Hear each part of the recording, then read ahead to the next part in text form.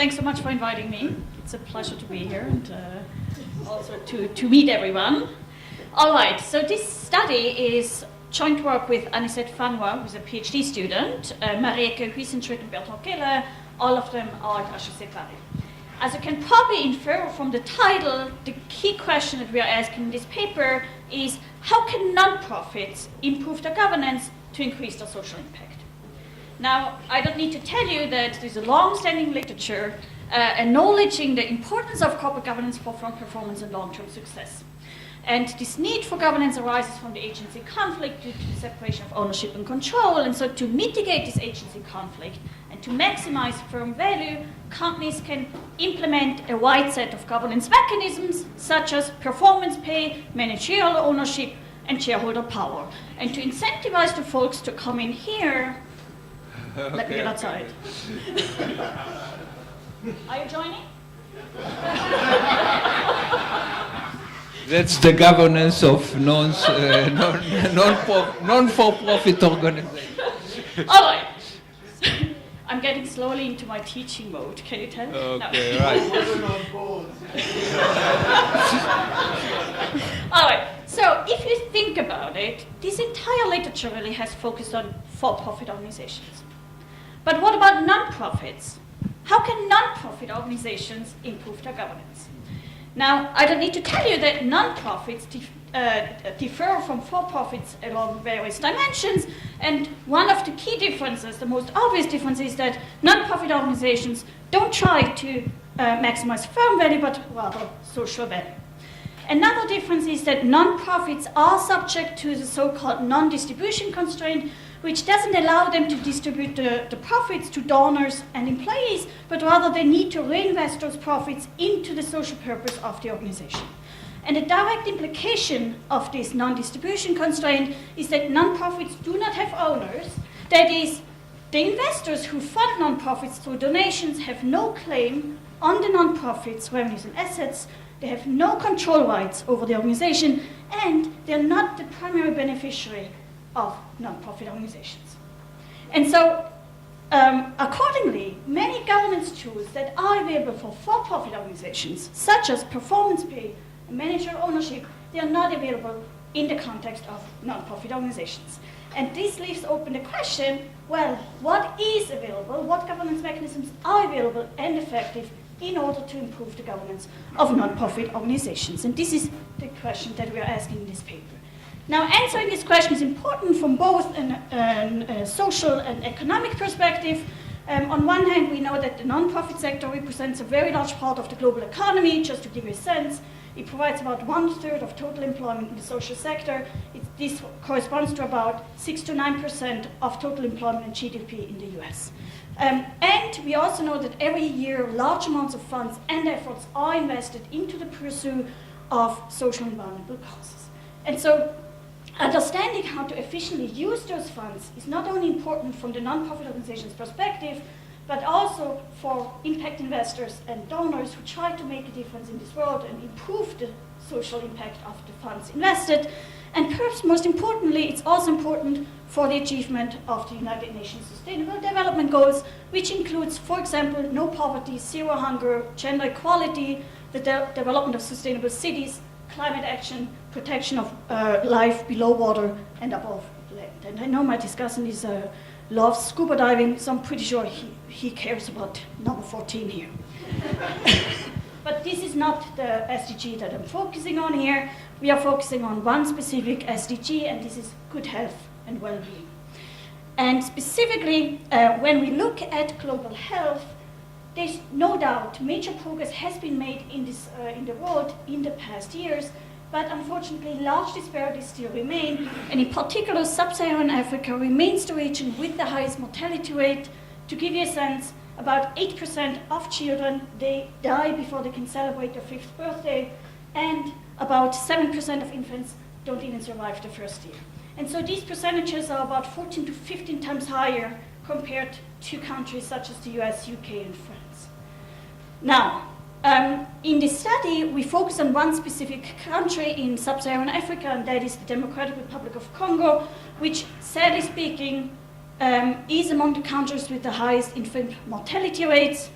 And specifically what we do is we examine the governance, or how to improve the governance of nonprofits in the context of the healthcare sector in the Democratic Republic of Congo. We have a randomized governance program that was implemented in this healthcare sector. About 1,000 health centers were part of this program. They were randomly assigned into treatment group and control group. Only the treatment group received the so-called governance treatment, which consisted of pro-social incentives and auditing. And I'm going to discuss in a very short little while what these pro-social incentives and auditing entail, but for now, just consider them as governance mechanisms. So, just in case I'm running out of time, let me already give you an overview of the results. So we find that the adoption of this governance bundle consisting of pro-social incentives and auditing leads to an improvement in operating efficiency as proxied by an increase in healthcare services provided per employee.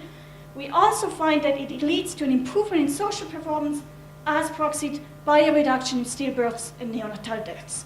For those of you who are less familiar with these terms, stillbirths refers to those babies that are born dead or they die already in the womb of the mother before the birth, and neonatal deaths refers to the babies that are born alive but they die within 28 days after the birth.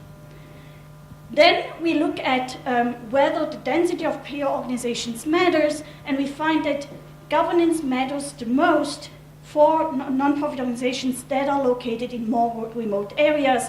I guess it makes sense. The closer you're located to each other, the more easy it is to share information, the higher the competitive pressure, which keeps you up on your toes. But if you're remotely located, this might not be the case. Okay, so if you improve the governance for those organizations, you see a much larger effect. And lastly, we examine the question of whether funding alone could be a substitute for governance. You can imagine writing a check is much easier in many ways than trying to painfully improve the governance of all these health centers, especially considering the fact that these are spread across countries. And so we find that this is unlikely to be the case, that is, funding alone allows nonprofit organizations to scale up their operations, but it does not help them tackle the governance challenges and improve their social performance. So overall, these results suggest that pro-social incentives and auditing play an important role in improving the governance of the nonprofit organization and achieving the nonprofit's objectives, as well as in increasing the social impact of the funds invested. All right, let me provide you with some theoretical background. So when it comes to nonprofits, there are two key governance challenges that they are facing. The first one, and this is very similar to for-profit organizations, nonprofit organizations are likely subject to a so-called, to a potential agency conflict, which is a misalignment of interests between nonprofits and the managers, which may lead to the inefficient allocation of resources and undermine the nonprofit's ability to pursue their social objectives. Now, given the unique nature of nonprofits that I just highlighted before, many of the governance tools that are available for for-profits are not available for nonprofits. Actually, if you actually provide incentives based on financial performance, this would rather misalign the interests with profit maximization as opposed to aligning them with social impact maximization. Now, the second governance challenge that nonprofits face, especially in low-income countries, is that employees and managers may not have the necessary knowledge and expertise to understand how to improve the operating efficiency and social performance. And just to give you an example, in the DRC, the World Health Organization identified several sources of inefficiencies in the healthcare sector, such as the lack of strategic and managerial planning, inadequate priorities and resource allocation, the lack of transparency, insufficient medical training, etc., etc. Sadly speaking, the healthcare sector and the DRC are unlikely to be the only place where this is a challenge. So, in other words, this is likely to be a common challenge across countries and across sectors. All right, now in the following we examine the effectiveness of one specific governance bundle. So just to be very clear, we are not saying that this is the only governance mechanism that may help improve the governance of nonprofit organization, but this is the governance bundle we are examining. There might be other governance mechanisms out there that might be effective as well. Specifically, we look at the bundle of governance mechanisms consisting of pro-social incentives and auditing, and let me explain both of them a little bit more in detail. Pro-social incentives, this is additional funding that is provided to the nonprofit organization based on their social performance. And so this additional funding, nonprofits can then use to upgrade their equipment, to provide training to their employees, to provide more services, etc. You can see there are two key differences between pro-social incentives and the more traditional financial incentives. First, pro-social incentives are linked to social performance as opposed to financial performance. And secondly, the direct beneficiary of pro-social incentives is the organization itself as opposed to the employee. We expect that despite the employee not being the primary beneficiary of pro-social incentives, we nevertheless expect that pro-social incentives have a positive impact on individuals' work behavior for two reasons. The first one is more indirect, that is by providing pro-social incentives, non-profit organizations can leverage the intrinsic motivation to obtain funding for the social cause of the non-profit organization. So this is very much consistent with the insights of the existing literature on for-profits, which finds that employees are willing to forego financial compensation for the pursuit of meaningful work.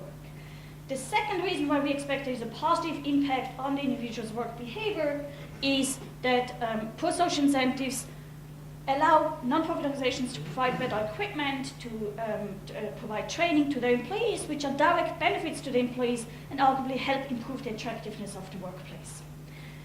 In addition to pro-social incentives, we expect that auditing also plays an important role for two reasons. First of all, this is the more traditional way we are thinking about auditing. That is, auditors can verify that indeed best practices and procedures are followed, that adequate priorities for resource allocation are set, that a strategic plan is developed, etc., etc. In addition, and especially in this context of low-income countries, an important role of auditors is also that based on their business expertise, they can also provide valuable feedback and recommendations to the non-profit organization. So in a sense, they can serve as informal coach to the non-profit organization. So in sum, we expect that this bundle of pro-social incentives and auditing serve as effective governance mechanism to increase the social impact of the non-profit organizations. And this leads us to our main hypothesis, namely the implementation of governance mechanisms leads to improvements in non-profits' operating efficiency as well as in their social performance. All right, next let me describe the data. All right, so as I mentioned before, we focus on one specific SDG, and this is global health. In the context of the DRC, for those of you who might be a little rusty in terms of Africa, I'm not referring to your age,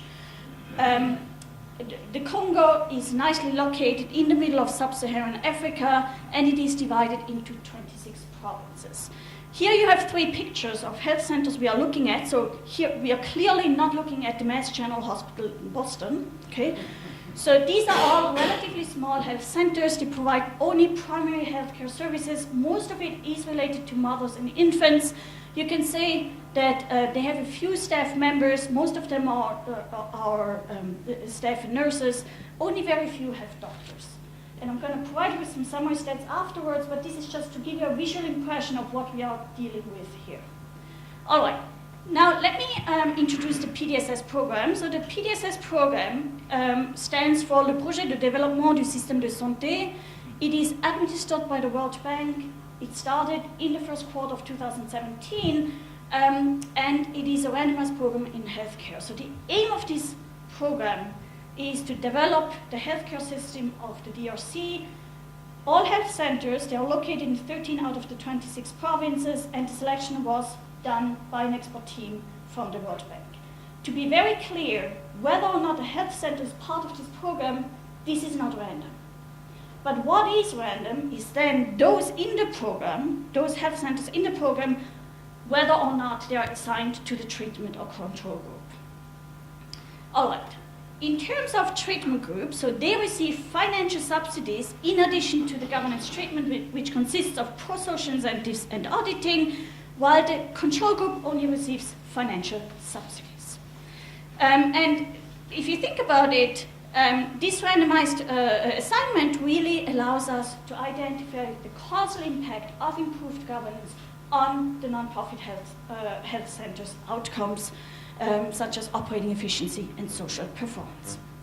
All right, in terms of data, so we have data from all health centers, so not just those part of the program, but also all others, so the entire universe of health centers in the Congo for a total of 10 quarters. That is from Q1 2017 to Q2 in this year.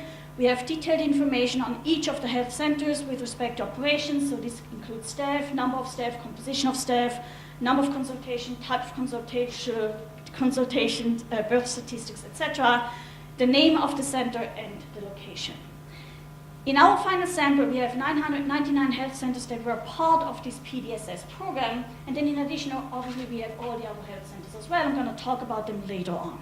But for now, I focus on the health centers that are part of this PDSS program, and they are randomly assigned into treatment and control groups. So here you can see some summary stats. So these summary stats are taken from the very beginning of the program in Q1 of 2017. You can see on average, the health centers provide about 260 primary healthcare services per employee. Most employees are admins and nurses. Only about 8 out of 100 health centers have a doctor on site.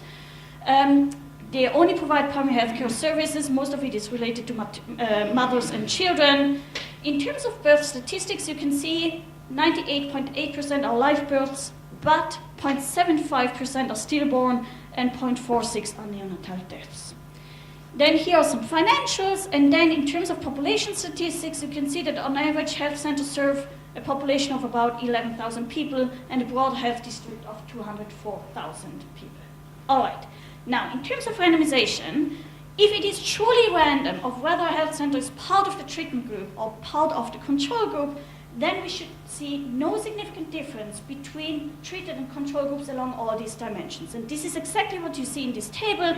There's no statistically significant difference between treatment and control groups, regardless of whether we look at the primary healthcare service provided per employee, the employees and the composition of employees, the primary healthcare services, as well as the birth statistics. So all over, there's really no statistical significance, regardless of which dimension we look at. All right, here you have some visual, a map of the location of the treatment and control health centers, just to also make sure that treated and control centers are not clustered geographically. I should probably provide a picture that is zoomed in so that you can see that there are indeed red dots all over the place. So what you can see that they are quite uniformly distributed, okay? So there's no clustering going on, which again is in line with the randomization assumption. All right, now let me get to the methodology. How much time do I have, by the way? 9 minutes. 9 minutes, all right, I can do it. All right, so in this paper, we use a difference in differences approach, meaning we compare two differences. The first difference is before versus after at the treatment group, and the second difference is treatment versus control group. In the treatment group, we include all health centers that receive funding and this governance treatment consisting of pro-social incentives and auditing. The control group includes health centers that only receive funding. And to illustrate this methodology, let me walk you through a very simple example. Let's assume we have health center T, which in Q1 of 2017, for random reasons, adopts a governance bundle. Now, to estimate the effect of this improved governance, we compute the difference in the outcome variable Y of interest, such as the number of babies born alive before versus after at this health center. Would we only consider this first difference? It's possible we would capture changes in the economic and social environment, such as an overall improvement in global health. So to address this, we use a control firm, let's say Control Health Center C, which in Q1 of 2017, for random reasons, did not adopt a governance bundle. Again, we compute the difference in the outcome variable Y before versus after, and finally, we compute the difference between these two differences.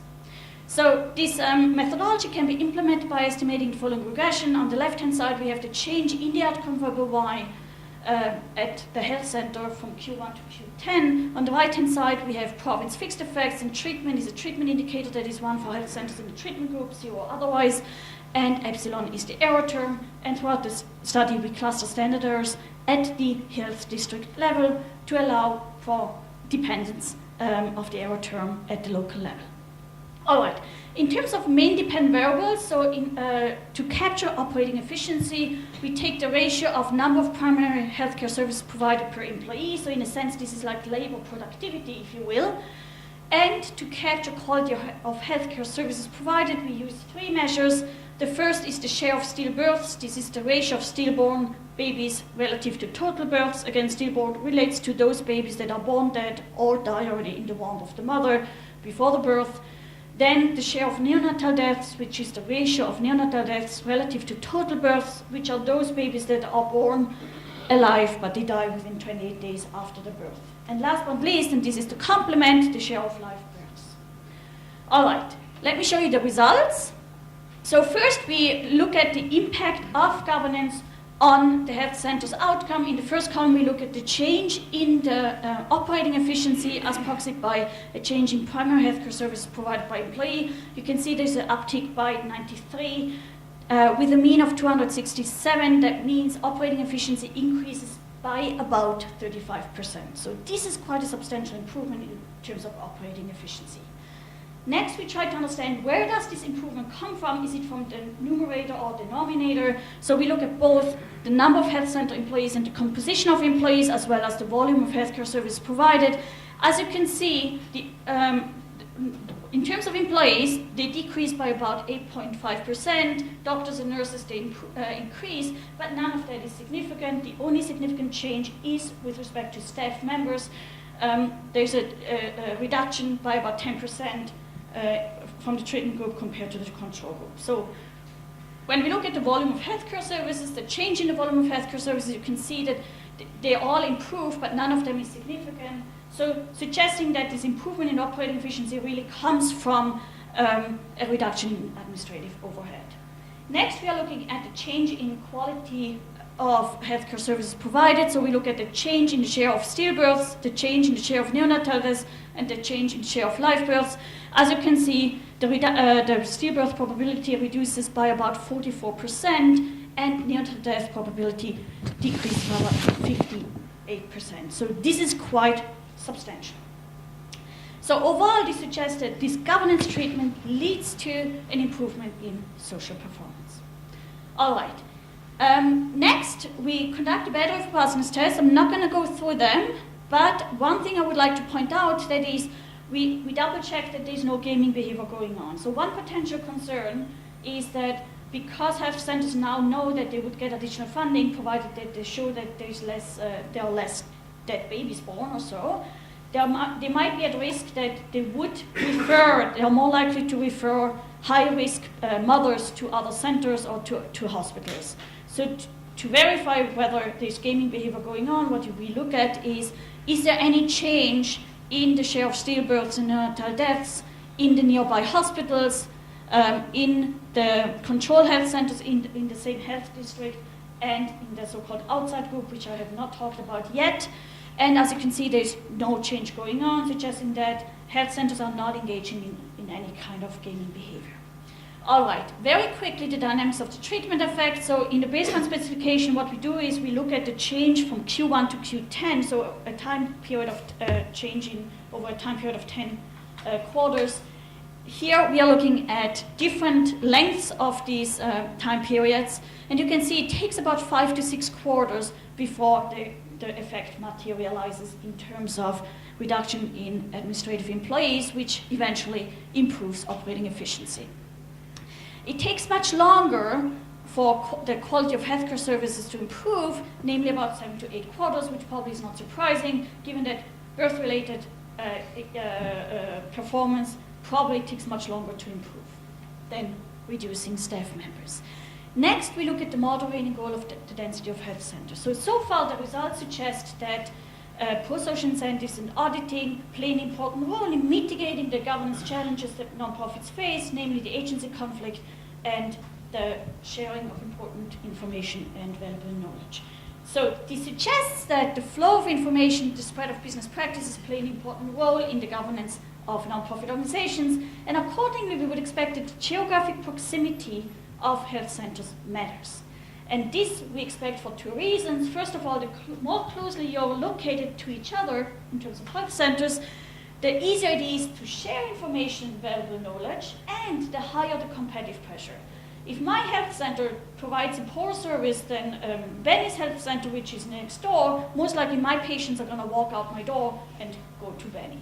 But if I'm further remotely located, this is less likely to be the case. Accordingly, we would expect that the need for governance and hence the benefits from improved governance are much stronger in areas with lower density of peer organizations. And this is exactly what we find. So to test this hypothesis, we now interact the treatment dummy with 2 dummy variables indicating of whether the health center is located in an area with a low density or high density of health centers.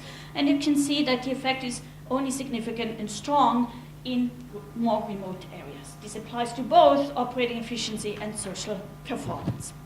Last but not least, we examine the effectiveness of funding versus governance. So could funding alone potentially serve as a substitute for governance?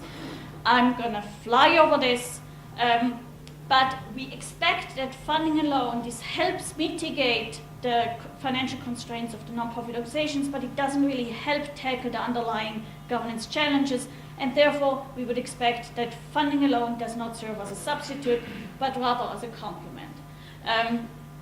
And we test this by introducing a third group, namely the outside group. These are those health centers that are not part of the randomized experiment, but rather all other health centers around it. Arguably here, the identification is out of the window. So to nevertheless provide a sensitive analysis in terms of what's the effect really of governance versus funding, what we do is we use a matching, and let me show you the results. What we find when we compare treatment group versus outside group, we find that funding and governance are likely to serve as complements. That is, operating efficiency improves, as well as it allows the health centers to scale up the operations in terms of both employees and services provided. This also applies to the quality of healthcare services. The quality of healthcare services improves. Now, if we compare the control group with the outside group to get at the effectiveness of funding alone, what we find that health centers scale up their operations, but it does not help them to improve their operating efficiency nor their social performance. So again, suggesting that funding alone is unlikely to serve as a substitute for governance. Given that I'm Swiss, but I am in Israel, let me take 1 more minute. I'm adapting to the local culture. I know you can bend the rules in this country. So, what are the findings? We find that the adoption of this governance model leads to both higher operating efficiency as well as improved social performance. We also find that geographic proximity matters, and that funding alone is unlikely to serve as a substitute for governance, suggesting that pro-social incentives and auditing play a key role in the achievement of the non-profit's objectives and in increasing the social impact of the funds invested. Now, the key question is, why do we care? What are the managerial applications? Well, we know that every year considerable efforts and large amounts of funds are invested in non-profits to achieve one or several of the 17 SDGs, which includes, for example, ending poverty, reducing hunger, promoting healthy lives and well-being. Our results hopefully help inform non-profit organizations as well as donors and impact investors of what governance mechanisms are available and effective in improving the non-profit's objectives as well as maximizing the social impact of the funds invested. Thank you. Thank you.